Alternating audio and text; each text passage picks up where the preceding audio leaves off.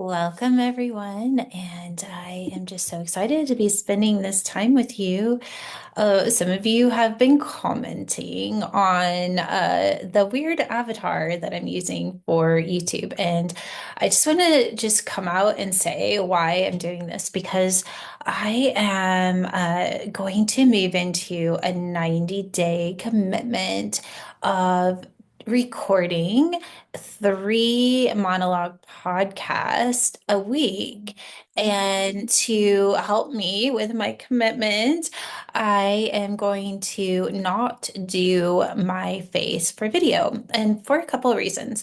One is that I feel I can connect to channeling uh, easier when I don't feel like my face is being shown. It just helps me go inside and not be self-conscious of what that might look like. And so it helps me stay in the pure state. And the other reason is, sometimes I will actually get a download in the middle of the night and just grab my computer and do a recording. So it gives me the freedom to give you the best content. And I would love to hear what your opinion is on this. I want to hear the feedback of what it feels like if you're watching this on YouTube. And just to let you know, you can just jump over to the podcast page on the website at becomingbioquantum.com and just go to podcast and just listen to the audio. And then you may not have the distraction of this weird avatar that is speaking to you. So let's go ahead and dive into the topic today, which is going to be exploring those 3 days of darkness that a lot of way showers and light workers are talking about. So I have been sitting in this energy, and I want to back this up by going to my origin story of the 3 days of darkness. This was way back in the 1990s. I'm going to age myself a little here, of when I first started doing light body activations. And I would have my high self would come in and we would have these conversations where she would have me go and read specific script, if you will, that talks about the 3 days of darkness. And for those of you that know about this, this has been around for a really long time. It's mentioned in the Bible and some other places. I'm sure that you can find it, but I know that that's the big one that a lot of people will go to. And at the time, I didn't really understand what it was. And of course, this was such a long time ago. This has been something that's been talked about for a really, really long time. And I want to go into that a little bit more. But the message over these 30 years has been that the 3 days of darkness is an internal thing. It is not something that's going to just happen. We're not going to go into these 3 days of darkness. And, whether it happens in the external or the external, we have to remember nothing really exists outside of ourselves. But I want to back this up by saying, we are in a time right now where we are literally creating our reality. We have been given this blank slate where we get to master the illusion and create something that is not what we're seeing in reality, right? Or even what we're being told in reality. And had this really cool kind of way of reflecting what this can look like. And we're already seeing it. So, for those of you that follow social media, will probably notice that you don't really need to follow people anymore to get their content. Like if you hover over it or you play something, you'll start seeing more of that person. Well, the same thing is true. It's literally that algorithm is a reflection of our quantum reality. The more we put our focus on something, the more of that we get. So I think with the 3 days of darkness, it's not about this big event that's going to happen. It's about going inside and realigning to the frequency of what it is that you're here to create, and then continue to put your focus on that so you get more of that reality of what is in creation. So, the one thing that I think, if we're going to just really dissect this, like, let's unpack this idea of the 3 days of darkness. This concept has rooted in various spiritual religions. And, it's been around for quite a long time. It's been prophesied. And the other things, I think, just to kind of step back with these predictions or things that have been prophesized, is that is an old paradigm way of viewing the world. Let's just say that right now, you guys. We are not predicting, we are creating. Which reality do you want to live in? Do you want to predict? And then, because of that prediction, go ahead and create that reality because you created a timeline around a prediction. And I'm all for predictions, especially if they're positive, right? I'm for that. But we just want to be really careful about how we are putting our consciousness into a timeline. Because when something is predicted, if it's a good thing, let's just say, another way of putting that is like once the intention is there, we want to focus on it and from that fourth level of consciousness. And if you don't know about the fourth level of consciousness, I'm going to put the link to the 5 levels of consciousness in the show notes below. We want to stay in the creation of the purest frequency possible.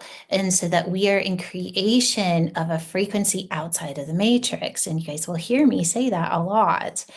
So let's just talk a little bit more about what this is representing. So think about the darkness. The darkness is holding everything. It has all the colors, right? What makes it black? It's because there's no reflection, right? There's no reflection. So if we think about every morning or every evening that we take our personal time to go within and reconnect to the darkness, what happens? We attune our consciousness to an intelligence that is giving us information, but that intelligence is in the darkness. It's when we abstract that information and we go into reflection of it that the light is shining. What is it if we were to go in and receive that information and then continue to create through the intelligence that gave it to us? That's what it is to move from the fourth level of consciousness to the fifth level of consciousness. And whether you understand that or not, just feel in your body. What would it be if your consciousness was in a space of darkness, meaning every color, everything that you need to know is there? And is all you have to do is put your consciousness there, and everything is accessible. You don't have to take one little thing and go shine the light on it to understand it and to know it, because you are all knowing, because you hold all that is. Okay, where do we want to go? So, if we're going to approach the 3 days of darkness as a transformational opportunity, it's not a fearful event. It's a transformational opportunity. And it's one, as Wayshores, that we can use on a daily basis to master consciousness in the space of attuning to the intelligence within ourselves. And what I mean by that is that divine intelligence that is leading in the way. If we stop looking outside of ourselves and we stop projecting and predicting and we start creating from this place, we start to create heaven on earth. Do the inner work, right? Spend some time in meditation, journal, prayer. Ask yourself, what patterns or beliefs am I projecting into my reality? And where do I need to move back into that internal stillness that is darkness, right? The stillness isn't exciting. The stillness isn't fearful. It's peaceful. It's just what it says. It's still. But that stillness is your innate being. It's who you are at the core. That's where we want to continue to move into. We want to anchor in love. Stay centered and trust in that internal guidance system. If you're listening to something and it's creating fear, go inside. Does this resonate? Is this opening my heart? Am I expanding? Am I creating a reality that is reflecting heaven on earth, that is reflecting that internal guidance system of the divine intelligence within me? And if the answer is no, I suggest turning it off. Strengthen your energy field, meaning have a boundary. What am I going to participate in and what am I not? Right? Be discerning. Be discerning. I am creating my reality right now. What am I going to include in that reality? And if your heart isn't expanding and it's not moving into a place of peace and love, and not on an emotional level, but that stillness of, yes, this is who I am. This is the reality that we're here to create, then don't participate. All right. So, with that,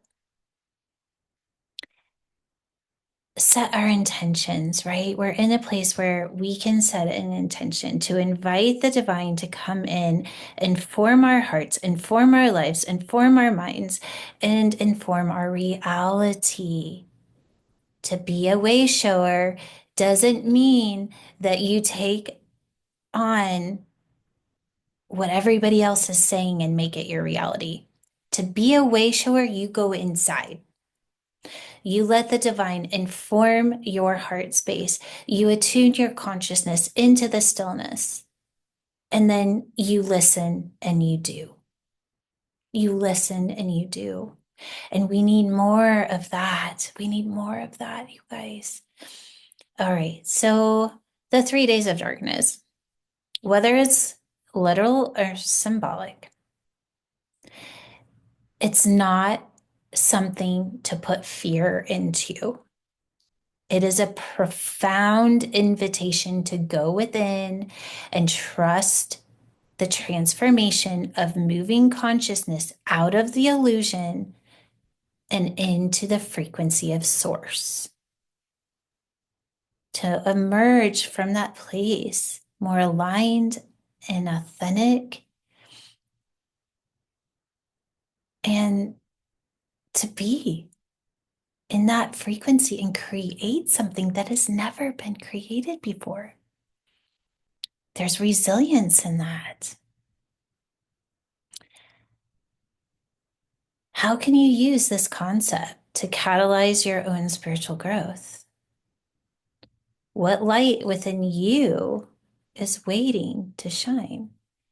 And is that light shining from the purity of the divine darkness, meaning that slate where the divine has absorbed all that is and has the intelligence of all that is? And when you get a hit of what you're supposed to bring into the creation of this new world, that you shine the light. You shine the light so that others can see where the darkness once was.